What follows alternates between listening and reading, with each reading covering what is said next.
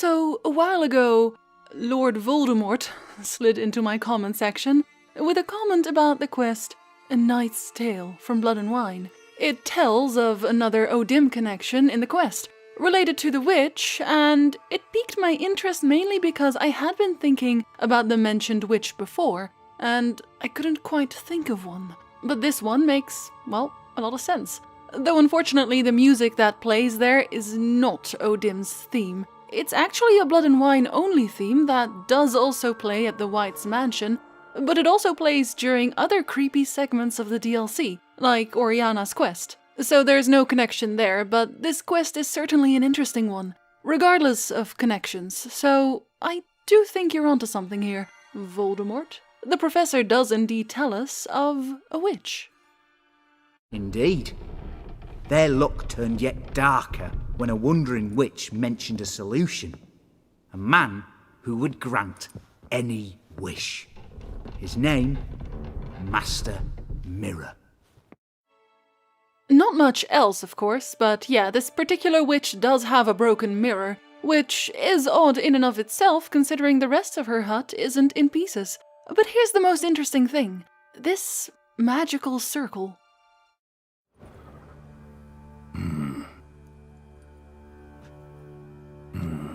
A wall of spell enhancements, or trophies. Hidden behind a bear rug is this circle with 4 items. On each item, Geralt notes what its likely use is. Curses, mostly. But hold on there, Geralt. Let's look at this circle a little closer.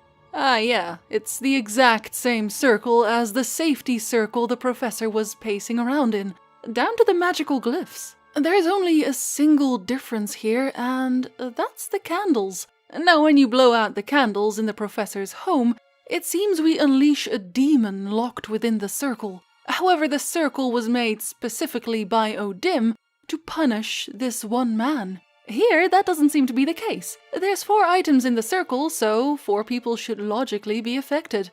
But how? Well, let's start from the very beginning and pick the quest apart a little bit. We meet a woodcutter praying to a tree which he calls Lady Daphne. The tree is bleeding, and the woodcutter explains that the tree is in fact a cursed woman. We, that is Geralt, should be able to lift the curse, right? The woodcutter seems to believe that this tree is linked to a fairy tale, specifically the tale of Daphne, Gareth, and the Witch of Lynx Crag, a telling from Herrera's Tales and Fables. Geralt confirms that the tree is in fact bleeding real blood, and he hears a woman crying in the rustling leaves. So he accepts the contract, and the woodcutter tells him the story of Daphne and Gareth.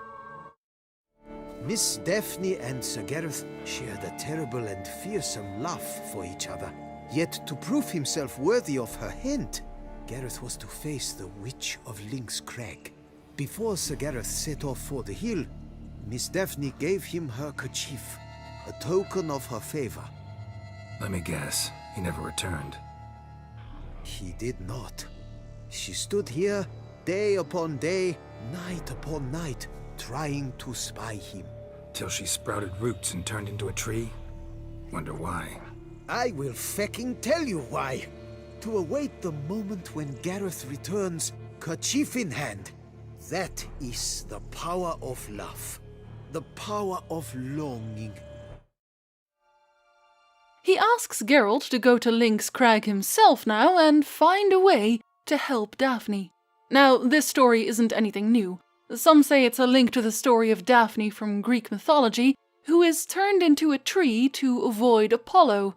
But here's the thing, that tale's only link to this quest is the name and that she turns into a tree. Hell, in the story, Daphne literally runs away from love, while the Daphne in this quest is stuck to the floor because she's desperately awaiting her love's return. There really isn't much to go on here, and people turning into stuff, also trees, isn't exactly rare in Greek mythology. Literally, these people do not stop changing shape. I did a bit of digging to see if I could find any direct inspiration for this quest, but I couldn't really find much. There's plenty of stories about women waiting for love and turning into things, like the legend of Wang Fu, where the woman turns into a statue. If this is another one of those very common Polish legends that not Polish people wouldn't know about, please let me know because I'm genuinely interested.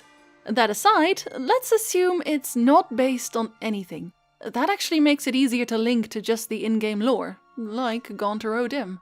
When you walk up to the mountain and explore around it a bit, you'll find 3 mountain lions, or lynxes, or panthers, or whatever they are, large cats. Now, the key here is that there's 3 of them. In the magical circle on the wall, there are 3 items outside of the kerchief. The kerchief is linked to Daphne, of course, so the 3 other items could very well be used to curse men visiting her into large cats. We do in fact find a book in the hut as well, titled On the Transmutation of Bodies. Though it mainly seems to talk about self-transformations, it likely also tells you how to deal with transforming others. But, speaking of books, right next to that transformation volume, we find the Liber Ivonis, also known as the Book of Eibon. When you read the excerpt, you might already get some Lovecraftian vibes, and that's because the Book of Eibon, the Liber Ivonis, much like the Necronomicon, is a book appearing in the Lovecraft universe. And like its more well-known brother, the Book of Eibon is also forbidden and contains knowledge of dark magic. If you've watched my O'Dim videos, you'll have heard me compare O'Dim to the outer god, Nyarlathotep. And as chance would have it, the Book of Eibon describes, among other things, a way to make a protective symbol, effective against the servants of Nyarlathotep. A protective symbol, you say?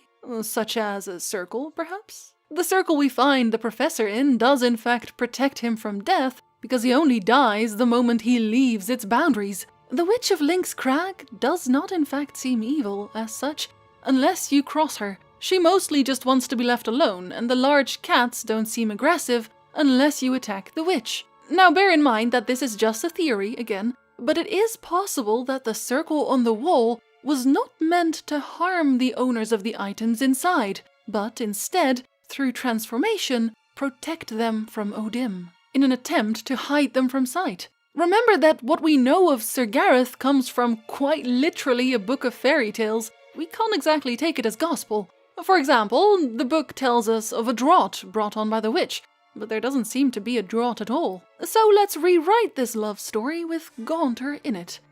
A long time ago there lived 2 lovers, Sir Gareth and Daphne. They loved each other very much, but Daphne's father would not allow them to marry unless Gareth completed several difficult tasks. Tasks the father knew he could not complete. So Sir Gareth asked for help from the Man of Glass. In return for his aid, Gareth was to kill the witch who opposed Gaunter. Instead, however, Gareth fell in love with the witch and stayed with her for a time, until O'Dim eventually got impatient and warned Gareth that if he didn't honor his deal, he would take it out on Daphne instead.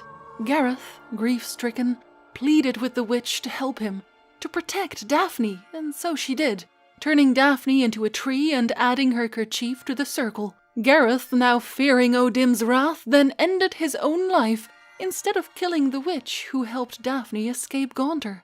And though the witch tells us that she did not cast the curse that took Daphne, let's face it, her kerchief is in her circle. Not to mention that she technically isn't lying. The fate that befell Daphne in that case would be more Gareth and O'Dim's fault than hers, and Gareth did in fact get what he deserved. The witch does also have a broken mirror in her house, as does the Spoonwhite. Perhaps mirrors provide Gaunter a window into the world. Perhaps the witch once happily worked alongside Gaunter, but after a time, seeing what O'Dim was doing, she changed her mind regarding this friendship. This would give her some insight into O'Dim and how to trick him. When she told Olgierd of O'Dim, she might have only done so because she realized the sort of man Olgierd was. That, or he disrespected her. Remember that Olgierd was often drunk after he lost everything, and he wasn't exactly a gallant man before that. He doubtless offended her somehow, and we know that's the one thing she hates the most. Do you know what really makes my blood boil? Bluster, threats, especially beneath my own roof. She's also just as double-edged as Gaunter, immediately tricking Geralt after you beat her in a fight, forcing her to lift the curse.